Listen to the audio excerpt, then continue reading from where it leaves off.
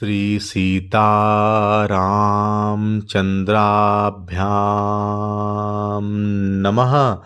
श्रीमद् वाल्मीकि रामायण बालकांड 33वां सर्ग।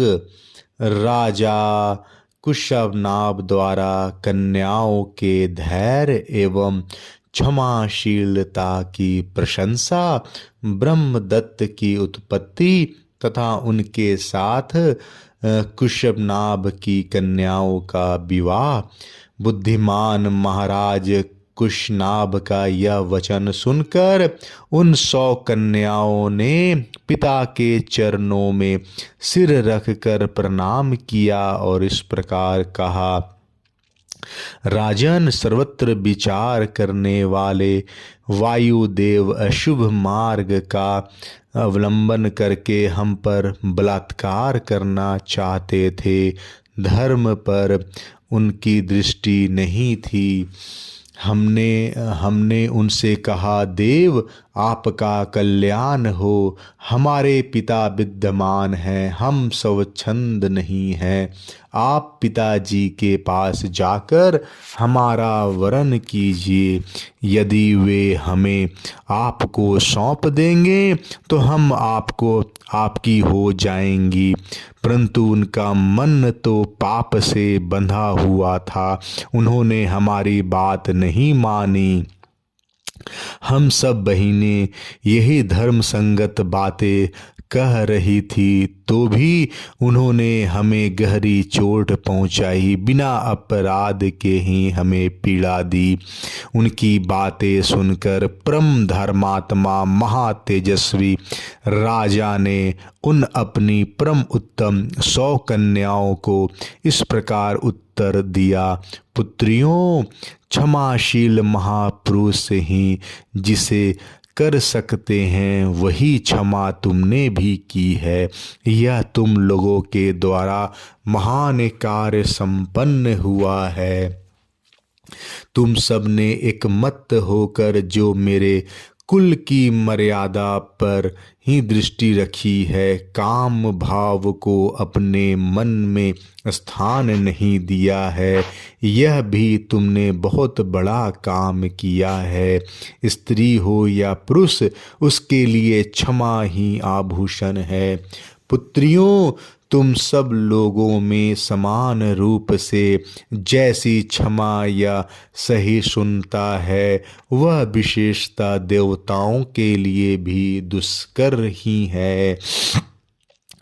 पुत्रियों, क्षमा दान है, क्षमा सत्य है, क्षमा यज्ञ है, क्षमा यश है और क्षमा धर्म है। क्षमा पर भी यह संपूर्ण जगत टिका हुआ है। ककुतस्थ कुल नंदन श्री राम देवतुल्य पराक्रमी राजा कुशनाभ ने कन्याओं से ऐसा कहकर उन्हें अंतःपुर में जाने की आज्ञा दे दी और मंत्रणा के तत्व को जानने वाले उन नरेश ने स्वयं मंत्रियों के साथ बैठकर कन्याओं के विवाह के विषय में विचार आरंभ किया। विचारणीय विषय यह था कि किस देश में किस समय किस योग वर्ग के साथ उनका विवाह किया जाए।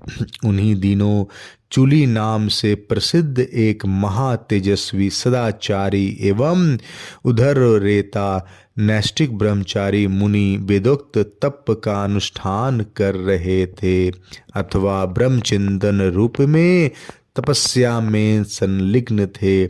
श्री राम तुम्हारा भला हो। उस समय एक गंधर्व कुमारी वहां रहकर उन तपस्वी मुनि की उपासना अनुग्रह की इच्छा से सेवा करती थी। उसका नाम था सोमदा। वह उर्मिला की पुत्री थी।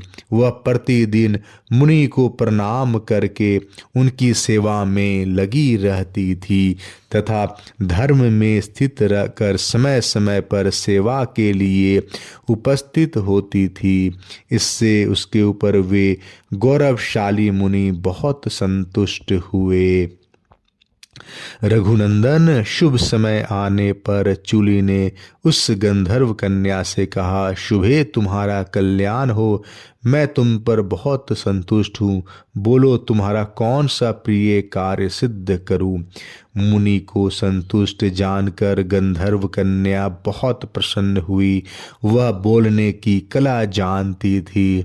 उसने वाणी के मर्मज्ञ मुनि से मधुर स्वर में इस प्रकार कहा, महर्षि, आप ब्राह्मी संपत्ति ब्रह्म तेज से संपन्न होकर ब्रह्म स्वरूप हो गए हैं। अतएव आप महान तपस्वी हैं। मैं आपसे ब्रह्म तप, ब्रह्म ज्ञान एवं विदुक्त तप से युक्त धर्मात्मा पुत्र प्राप्त करना चाहती हूँ।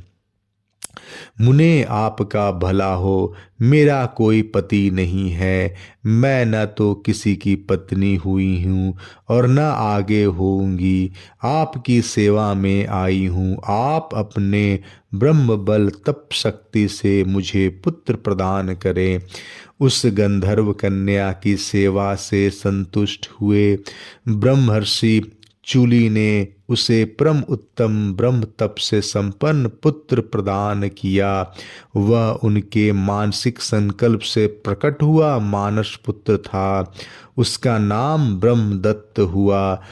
कुशनाभ के यहाँ जब कन्याओं के विवाह का विचार चल रहा था, उसी समय राजा ब्रह्मदत्त उत्तम लक्ष्मी से संपन्न हो काम्पिल्य नामक नगरी में उसी तरह निवास करते थे जैसे स्वर्ग की अमरावती में देवराज इंद्र।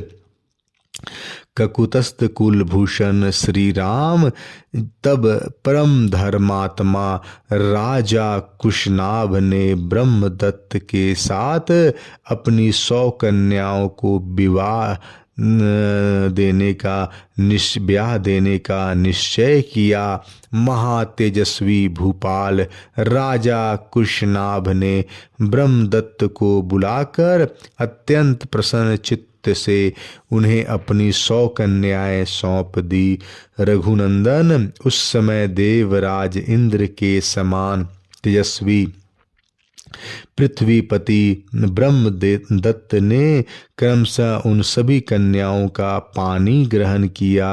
विवाह काल में उन कन्याओं के हाथ को ब्रह्मदत्त के हाथ से स्पर्श होते ही वे सब के सब कन्याएं कुब्ज तत्व दोष से रहित, निरोग तथा उत्तम शोभा से संपन्न प्रतीत होने लगी। बात रोग के रूप में आए हुए वायुदेव ने उन कन्याओं को छोड़ दिया।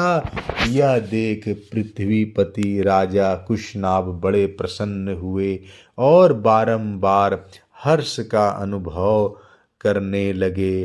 भूपाल राजा ब्रह्मदत्त का विवाह कार्य संपन्न हो जाने पर महाराज कुशनाभ ने उन पत्नियों तथा पुरोहितों सहित आदर पूर्वक विदा किया। गंधर्वी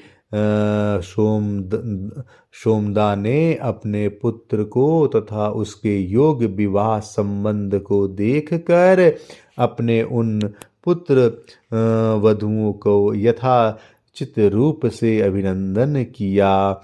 उसने एक एक करके उन सभी राजकन्याओं को हृदय से लगाया और महाराज कुशनाभ की सराहना करके वहां से प्रस्थान किया। 33वां सर्ग समाप्त। जय श्री राम।